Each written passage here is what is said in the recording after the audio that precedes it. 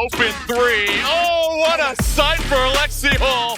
She has needed that one to drop. Sometimes, a basketball game isn't just a basketball game. Sometimes, it's a declaration, a defiant shout into the noise, telling the world, we're still here. It's the kind of night when a player buried under weeks of missed shots suddenly catches fire. When your go-to scorer, a player who's made her career on getting buckets, rewires her entire game on the fly. And when a team, missing its biggest star, proves that heart, chemistry, and trust can punch harder than talent alone. On paper, the Indiana Fever had no business winning this one. No Caitlin Clark, sidelined since mid-July with quad and groin injuries. No healthy point guards, not one. A Chicago Sky team smelling blood, desperate for their first win over Indiana this season. We're back home, baby. Let's go! Back in the W column. Well, I got the challenge. That's a big job, baby. Point guard.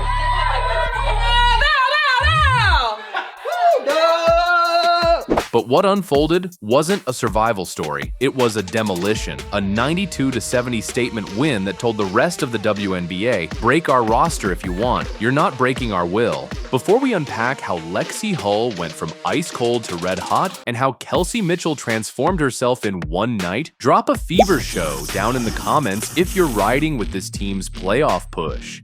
And if this is your first Courtside Codex breakdown, hit subscribe so you never miss the kind of basketball storytelling you won't get anywhere else. 2 games before this one, Indiana's season felt like it was swaying in the wind. They'd just been smacked with back-to-back losses. Phoenix first, then Los Angeles, losses that didn't just dent their record, they rattled the team's rhythm. Say that wholeheartedly. We've had a lot of mishap happen throughout the course of the season. I think throughout the course of it all, we stay resilient, and you guys get to see us at our best when we stay together and be resilient. So Phoenix had bullied them physically, making every possession a grind. Every drive met with a bump, every cut met with a forearm. It wasn't dirty, just relentless. By the fourth quarter, the Fever looked like they were dragging sandbags around the court. Even routine passes looked labored. Then came LA, a game that played out like a slow suffocation. The Sparks didn't blitz them, they just waited. Every Indiana mistake was punished, every momentum push was answered. And by the final buzzer, the Fever were staring at 2 losses in a row and wondering if they just hit the stretch of the season that breaks teams. And all of it happened without Caitlin Clark, who'd been sidelined since July 15th. Her absence was more than just points and assists, she was the emotional spark, the one who made opponents adjust their entire game plan before tip-off. shout out to my girls tonight because I think it took everybody. Everyone played a piece, played a role, and I think that's how we got the dub. Without her, the Fever's margin for error was already razor thin. Then came the night in Phoenix. First quarter, Sydney Coulson plans to change direction, and her ACL gives out. You could see it in her face before she even hit the floor. The disbelief, the frustration, the pain. The trainers didn't need long. Everyone in the arena knew. Season over, fourth quarter, Aari McDonald pushing in transition, trying to cut back against her defender, and she comes up limping. At first, it looked like a cramp, then she couldn't put weight on it. A trip to the locker room, an x-ray, and the verdict came back. Broken bone in her right foot. Season over 2. 2-point guards, same game, both gone. And with the trade deadline already passed, there would be no emergency signing to plug the hole. You're with injury updates this season, but I imagine yesterday's was probably pretty tough. Just what's the reaction been from you guys, the players, the coaches, to losing Sid and Aari? Yeah, I mean, first and foremost, just brokenhearted for them. They're 2 really good people that you hate to see this happen to. This wasn't just a tactical problem. It was like losing your GPS in the middle of a storm. Every team needs a floor general to set tempo, calm the chaos, and get everyone in the right spots. The Fever didn't just lose one, they lost both. Coach Stephanie White didn't try to spin it. We'll have to do it by committee, she said. That's coach speak for, we're improvising in real time. Aliyah Boston could bring the ball up in certain sets. She's a center, sure, but she's also got vision and a calmness under pressure that's rare for her position. Sophie Cunningham had moonlighted as a point guard early in the season, using her physicality to protect the ball against smaller defenders. And Kelsey Mitchell, one of the league's purest scorers, could initiate offense in spurts, though she'd never been asked to run the show full time. On paper, this was patchwork. Chicago saw it as an opening. They'd lost every meeting with the Fever so far in 2024, but this one felt different. They've been an integral part of what we've been doing, and so hate it for them.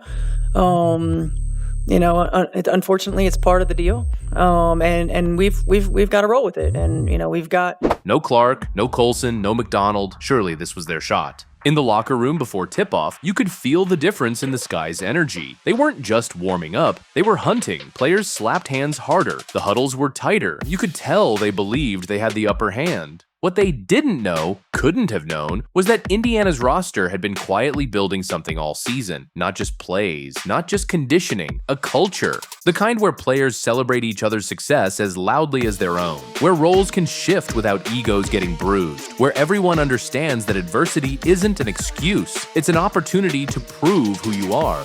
That culture, it doesn't crumble just because your depth chart does. Lexie Hull's season to this point had been defined by one thing, the sound of the rim. Not swishes, clanks, 2 for 25 from deep over her last 2 weeks. Her own mother hadn't seen her make a 3 since August 1st against Dallas. Phoenix was rock bottom. Hull went 1 for 11 from the field, 0 for 8 from beyond the arc, and finished with just 2 points. The kind of game where the crowd groans before the ball even hits the rim because they know it's off. You could see the hesitation creeping in. Shots she used to take in rhythm now came with an extra beat. Players in that locker room who believe in one another, players in that locker room who are as competitive as all get out. We've got versatility, and it's going to have to be on full display. That split second of doubt that turns a shooter's edge into a flat release. Her feet would set, her hands would lift, and then the ball would come back down without leaving her fingertips. After that game, Kelsey Mitchell pulled her aside. No coddling, no pity, just a clear reminder. We need you every night. It wasn't a big speech, no cameras caught it, just 2 teammates in a quiet corner, one telling the other, your slump doesn't erase your value. Fast forward to Chicago, first quarter, the ball swings to Hull on the wing, she's open. The kind of open she's been passing up for weeks. Feet planted, elbows tucked, she fires. The rotation's tight, the arc's perfect, swish. From the bench, Caitlin Clark jumps up like she's just hit the shot herself, grinning ear to ear. And in that instant, you could almost see the weight slide off Hull's shoulders. That one make was oxygen. Once the first one fell, the slump was over. It's funny how a shooter's confidence can snap back in an instant. Weeks of doubt gone the moment the net pops just right. You could see it in her body language. No more hesitation. She was moving with purpose, cutting hard, sprinting to her spots instead of drifting there. When she caught the ball, the decision was already made. On her second make, the play looked almost broken. A scramble for a loose ball, a quick outlet, a swing pass across the arc, and there's Hull, wide open. She doesn't flinch. She doesn't think. Release. Network. The crowd felt it too. Every time the ball touched her hands after that, there was an anticipatory buzz. Not the anxious buzz from her slump. This was excitement. They wanted her to shoot. By the end of the night, she'd gone 4 for 6 from deep, 17 points total, with a plus 22 plus minus that told you everything about her impact. But those numbers are just the surface. The real story was watching her teammates rally around her. Aliyah Boston threw up 3 fingers after one make like she was willing it into the stat sheet twice. Sophie Cunningham wrapped her in a hug after another, the kind of hug that says, told you so. On the bench, Clark clapped so hard her palms had to be stinging. And when Hull hit her last 3 of the night, a catch and shoot with under a minute left, she didn't just jog back on defense, she cracked a smile, looked into the crowd, and exhaled. The slump was buried. Lexie Hull versus Chicago Sky, 17 points, 4 for 6 from 3, plus 22 plus minus. After shooting 8% from deep over her last 6 games, she hit 66% in this one. If Hull was the emotional heartbeat of the night, Kelsey Mitchell was the engine. Her entire career, she's been a scorer. Buckets are her brand. She's the player you give the ball to when you need a basket, not the one you expect to set the table for everyone else. But with no point guard, Mitchell became the point guard. It was a role shift so dramatic that in the opening possessions, you could almost see her fighting her own instincts. Normally, she'd come off a screen looking for the pull-up. Now, she was scanning the floor, checking angles, waiting that extra second for a cutter to get open. By the end of the first quarter, she'd already racked up 3 assists. On pace for a career night in that department, and she didn't slow down. Her passes weren't just safe, they were aggressive, threading needles, hitting Boston in stride for layups, whipping cross-court to Hull for open 3s. 8 assists total, just 1 turnover. That's not just filling a gap, that's excelling in it. And here's the kicker. She still scored. Mid-range pull-ups when Chicago went under screens, explosive drives when defenders shaded toward the passing lanes. She finished plays and made plays. For someone who hadn't run point full-time since college, it was a masterclass in adaptation. To understand how impressive this was, you've got to go back to Ohio State. Mitchell there was a different kind of problem. She could drop 25 on you while also racking up 6 or 7 assists without breaking a sweat. The Buckeyes used her as their offensive conductor. Everything ran through her hands. But when she hit the WNBA, her role narrowed. The Fever needed a scorer, and Mitchell filled that lane perfectly. For 7 seasons, she's been the weapon defenses fear most. Not because she's unpredictable, but because you know she's looking to score, and still can't stop her. 7 years of that builds muscle memory. You see daylight, you shoot, you feel space, you attack. Now she had to break that habit in real time against professional defenders with playoff implications in the air, and she did it like it was nothing. By the second quarter, she was orchestrating possessions with the calm of a 10-year vet at point guard, directing traffic, waving teammates into sets, pointing out mismatches. Her unselfishness sent a message without her saying a word. If I can sacrifice shots for the good of the team, so can you. This wasn't a one-woman or even two-woman show. Boston anchored the paint with her usual blend of footwork and physicality, sealing off driving lanes and collecting rebounds like she had a personal quota to hit. Cunningham brought the edge, diving on loose balls, contesting every shot like it was the game winner. The rotations were sharp. The communication was constant. You could hear it even over the crowd. Defenders calling out screens, wings yelling switch, Boston barking out where the help was coming from. Chicago, meanwhile, looked rattled. Passes sailed high. Drives ended in heavily contested floaters or got swallowed up in traffic. By the fourth quarter, their shoulders were slumped and their pace slowed to a crawl.